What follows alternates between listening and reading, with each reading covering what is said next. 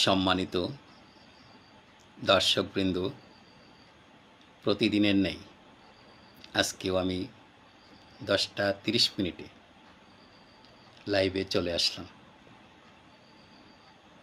আপনারা পৃথিবীর যে প্রান্তেই থাকেন না কেন, আশা করছি প্রতিদিনের মতো আজকেও যুক্ত হবেন এবং আপনারা এই লাইভটিকে দু একটি গ্রুপে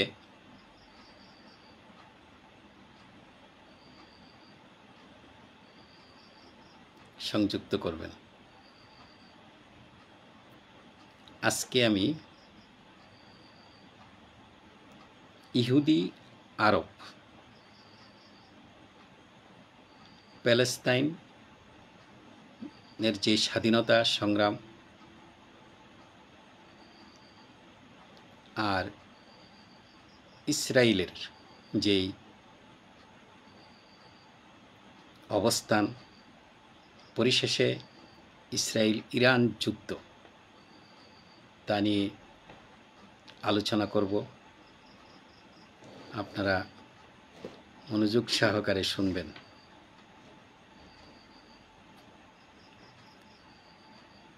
ব্রিটিশ শাসন আমল থেকে আরব ইহুদি দ্বন্দ্ব চলছে। ঠিক কখন থেকে এই দ্বন্দ্ব চলছে এর সঠিক ইতিহাস আমার জানা নেই। 1920 খ্রিস্টাব্দে প্রথম দিকে এবং 1921 খ্রিস্টাব্দের জাফায় ইহুদিদের বিরুদ্ধে সর্বপ্রথম দাঙ্গা শুরু হয়। জাফায় ইহুদিদের বিরুদ্ধে যে দাঙ্গা শুরু হয়, এই দাঙ্গা নেতৃত্ব দিয়েছিলেন জেরুজালেমের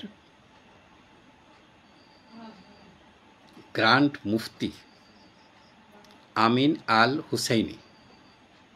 আমিন আল হুসাইনি ব্রিটিশ শাসকদের কর্তৃক নিযুক্ত হয়েছিলেন। তিনি জেরুজালেমের মুফতি নিযুক্ত হওয়ার পর, গ্র্যান্ড মুফতি নিযুক্ত হওয়ার পর, তিনি এই ইহুদিদের বিরুদ্ধে মনোনিবেশ করেন। তখন তার নেতৃত্বে মূলত দাঙ্গা চলতে থাকে। দাঙ্গাটা হয় আরব একটা পক্ষ আর ইহুদিরা একটা পক্ষ, এই দুই পক্ষের মধ্যে দাঙ্গা চলে। 1929 খ্রিস্টাব্দে ধারাবাহিক দাঙ্গায় 133 জন ইহুদি নিহত হয় এবং 116 জন আরব নিহত হয়। এই ইহুদি আরব যে দ্বন্দ্ব, এটা এই নিহতের মধ্য দিয়ে চলতে থাকে। কেউ কাউকে যেন ছাড় দিতে নারাজ।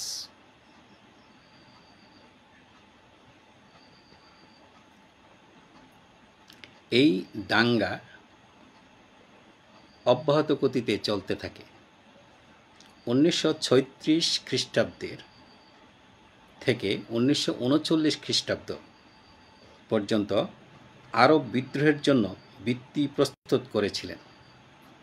1936 খ্রিস্টাব্দ থেকে 1939 খ্রিস্টাব্দ পর্যন্ত যে আরব জাতি, তারা ইহুদিদের বিরুদ্ধে একটা শক্ত অবস্থান তৈরি করেছিলেন।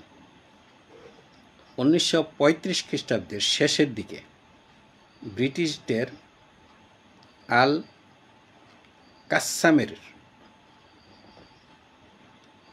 মৃত্যু হয়। 1936 খ্রিস্টাব্দে আরবরা একটা ধর্মঘট আহ্বান করে। এই ধর্মঘটটাও ছিল এই ইহুদির যে বসবাস, ইহুদি জনগোষ্ঠীর বিরুদ্ধে। 1939 খ্রিস্টাব্দের পরবর্তী একটি শ্বেতপত্র প্রকাশ করা হয়।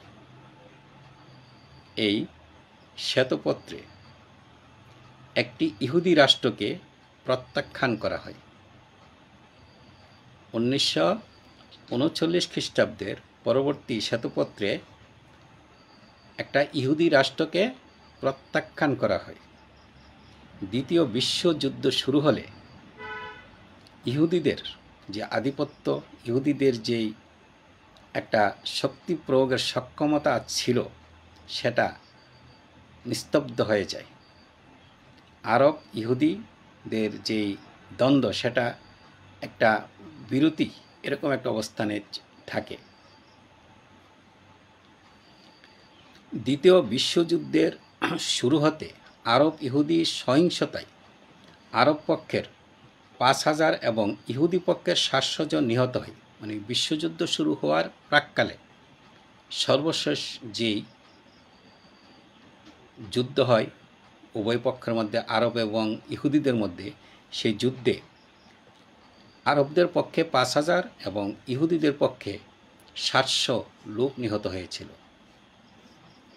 দ্বিতীয় বিশ্বযুদ্ধ শুরু হলে তাদের মধ্যে যে দ্বন্দ্বটা, সেটা বিরতিতে ছিল। এই দ্বন্দ্ব 1947 খ্রিস্টাব্দে 29শে নভেম্বর জাতিসংঘ নিরাপত্তা পরিষদের এক অধিবেশনে প্রস্তাব আনা হয় যে আরব এবং ইহুদি এদের যেই থাকার যে অধিকার, সেটাকে নিরূপণ করার জন্য সেখানে যেই ফিলিস্তিনকে একটি রাষ্ট্র হিসাবে স্বীকৃতি দেওয়া হয়। পাশাপাশি একটি ইহুদি রাষ্ট্র এবং জেরুজালেমকে একটি রাজধানী হিসাবে এখানে প্রস্তাবনায় আনা হয়। অর্থাৎ প্যালেস্তাইন ফিলিস্তিনিদের একটা স্বাধীন সার্বভৌম রাষ্ট্র হবে, ইহুদিদেরও আলাদা একটা রাষ্ট্র হবে, জেরুজালেম হবে প্যালেস্তাইনের যে জনগোষ্ঠী তাদের রাজধানী। এ ধরনের একটা প্রস্তাব পাশ করা হয়। কিন্তু এই যে ইহুদি জনগোষ্ঠী, তারা কোনো অবস্থাতেই এই প্যালেস্তাইনের যে জনগণ, প্যালেস্তাইনের যে মুসলিম জনগোষ্ঠী, তাদেরকে স্বাধীন সার্বভৌম রাষ্ট্র হিসাবে স্বীকৃতি দিতে অনীহা প্রকাশ করে বারবার। এরপর এই দুই পক্ষের মধ্যে বহুবার সংঘাত হয়েছে। সর্বশেষ এই 2023-24 গিয়ে এবং 25-এর অদ্যাবধি যে এই দুই পক্ষের যে রক্তক্ষয়ী যে সংঘর্ষ, এটা ইসরায়েল নেতানিয়াহু এমন এক অবিচার করেছেন এই প্যালেস্তাইনের সাধারণ নিরীহ মানুষের উপর, মুসলমানদের উপর, যাই পৃথিবীর ইতিহাসে এক নতুন অধ্যায়ের সূচনা করেছে। প্যালেস্তাইনের মুসলমানদের যেই প্রাসাদগুলো ছিল, যেই বাড়িঘর ছিল, সবগুলোকে মাটির সাথে মিশিয়ে দেওয়া হয়েছে। এমন এক ধ্বংসস্তূপ করা হয়েছে, আগামী 1 যুগ লাগবে এই যে বিল্ডিংয়ের যে ইট, পাথর, সিমেন্ট এর যেই ধ্বংসস্তূপ, এগুলা সরাইয়া আবার নতুন করে এখানে মানুষের উপযোগী করে বাসস্থান তৈরি করতে এই কত সময় যে লাগবে, এটা বলা হচ্ছে 15-16 বছর হয়তো লাগবে এগুলো পরিষ্কার করতে।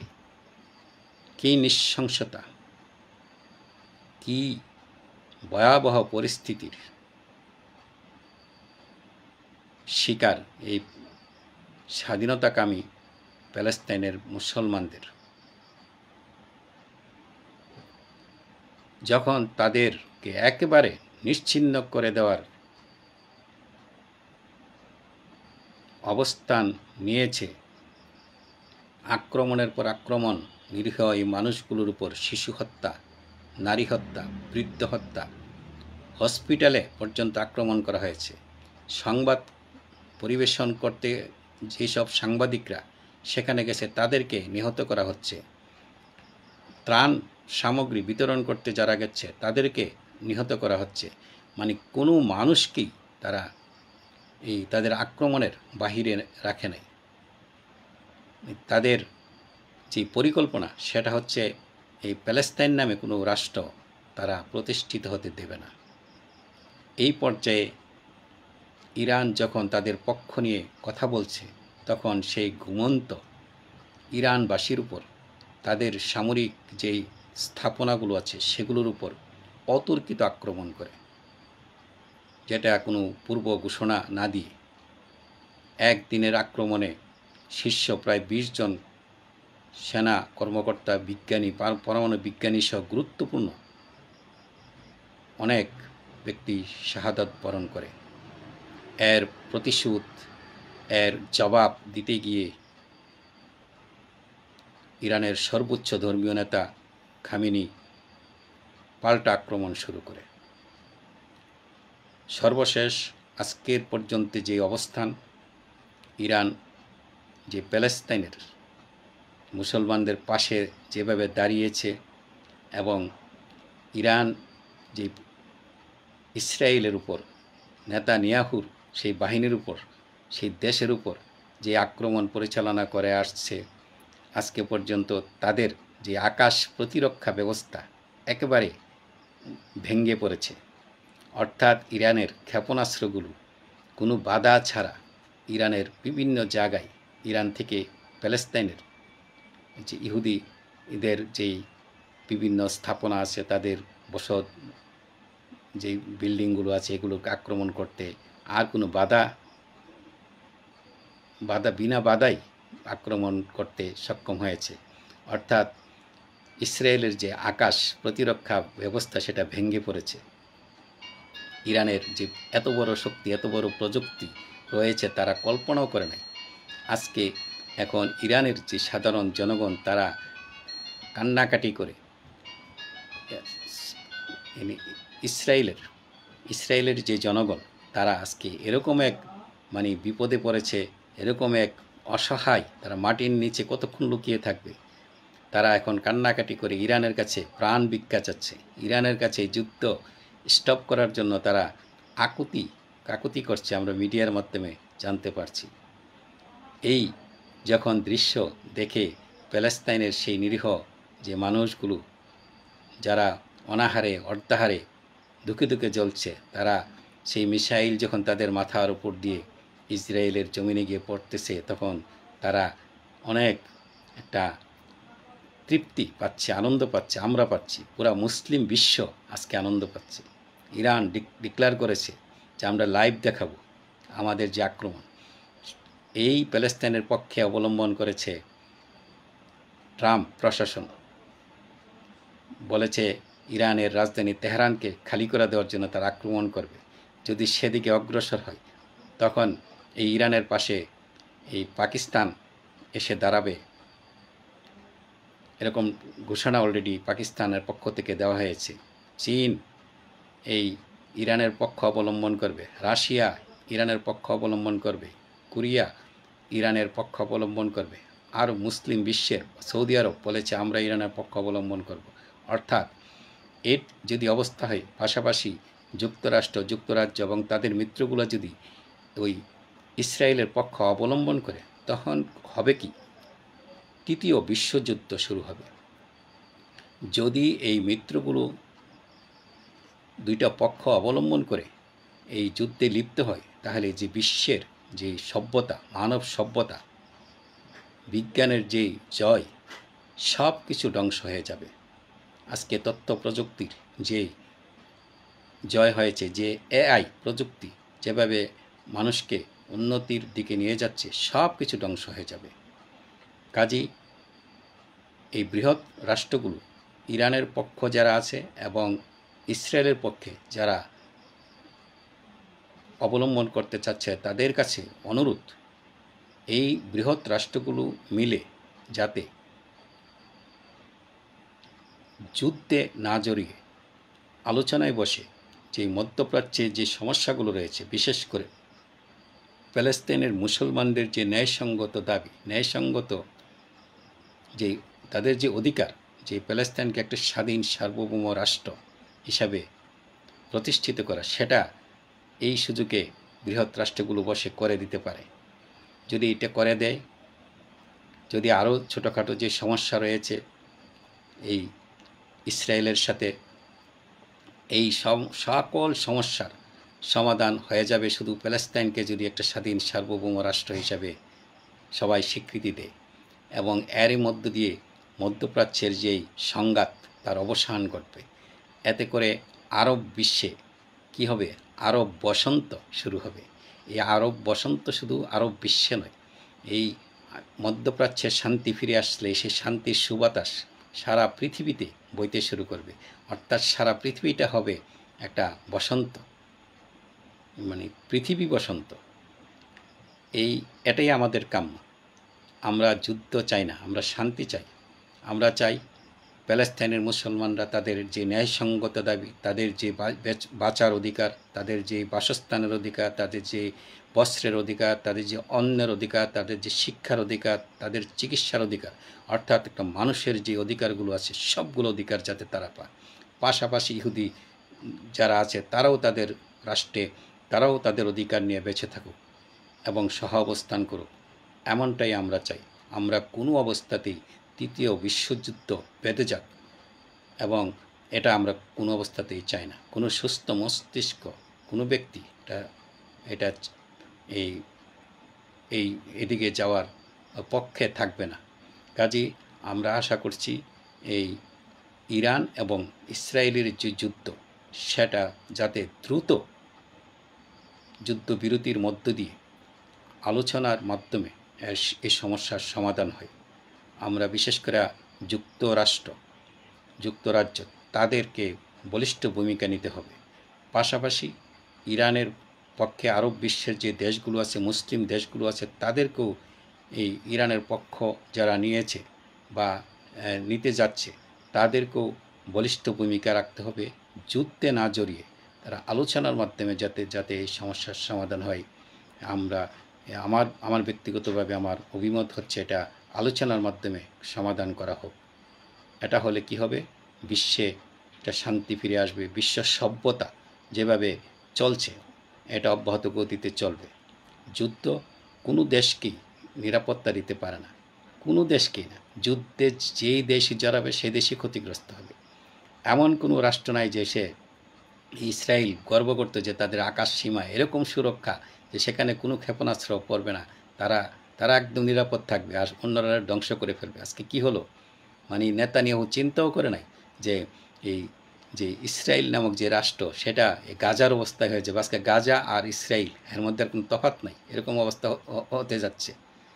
তো নেতানিয়াহু বোঝা উচিত যে আমি যদি এই যুদ্ধটা লং টাইম করি তাহলে ইসরায়েল নামে যে রাষ্ট্র সেটা আর থাকবে না, সেটা মাটির সাথে মিশে যাবে এবং এরা হাজার বছর পিছিয়ে যাবে। কী লাভ হলো? আর এই ধ্বংসের জন্য, এই মানুষ হত্যার জন্য, নারী হত্যার জন্য, শিশু হত্যার জন্য, রোগী হত্যার জন্য, সাংবাদিক হত্যার জন্য, ত্রাণকর্মী হত্যার জন্য দায়ী একমাত্র ব্যক্তি নেতানিয়াহু। তাকে সকল দায় নিতে হবে এবং তার বিচার আন্তর্জাতিক আদালতে করতে হবে। তাহলেই সঠিক বিচার হবে এবং পরবর্তীতে যাতে এ ধরনের যুদ্ধ, এ ধরনের সংঘাত যাতে পৃথিবীর কোনো দেশে এক দেশ আরেক দেশের সাথে সংগঠিত না হয়, জাতিসংঘকে সেই বলিষ্ঠ ভূমিকা নিতে হবে। আজকে জাতিসংঘ নীরব, জাতিসংঘের কোনো ভূমিকাই দেখছি না। আজকে জাতিসংঘ বাহিনী পাঠিয়ে একটা শান্তির এই পক্ষ অবলম্বন করতে পারে, সেটাও জাতিসংঘ করছে না। আমরা আশা করছি জাতিসংঘ গঠনই করা হয়েছিল যাতে এই যুদ্ধ না হয়, এই উদ্দেশ্যে, মানে কোনো রাষ্ট্র যাতে কোনো রাষ্ট্রের সাথে যুদ্ধ না হয়, মানে এটা শান্তির জন্যই এই জাতিসংঘ দ্বিতীয় বিশ্বযুদ্ধের পর করা হয়েছিল, কিন্তু জাতিসংঘ আজকে এই যে নীরবতা পালন করছে সেটা আমরা কামনা করি না। আমরা চাই জাতিসংঘ এখানে হস্তক্ষেপ করে এই যুদ্ধটাকে থামিয়ে একটা শান্তি প্রতিষ্ঠা করুক। জাতিসংঘ ইচ্ছে করলে এখানে বলিষ্ঠ ভূমিকা নিতে পারে। তো প্রতিদিনের নেই আজকে আমি যে আলোচনা করেছি এটা আর দীর্ঘায়িত করব না। আমি আগামীকালকে 10:30 আবারও লাইভে আসবো এবং কোনো না কোনো বিষয় নিয়ে আলোচনা করব। আপনারা যারা এতক্ষণ ছিলেন, মূল্যবান সময় ব্যয় করেছেন, সবাইকে ধন্যবাদ। আজকে এই যে আলোচনা করেছি, এই আলোচনা যারা পরে মানে জয়েন করেছেন, আমি অনুরোধ করব প্রথম থেকে আপনারা শুনবেন এটা, তাহলে এখানে এই অনেক কিছু এই জানার বিষয় রয়েছে। এটা শুনবেন, বারবার শুনবেন, কাজে আসবে। আর আমি প্রতিদিনই গুরুত্বপূর্ণ কোনো না কোনো বিষয় নিয়ে আলোচনা করব। আল্লাহ হাফেজ, শুভরাত্রি।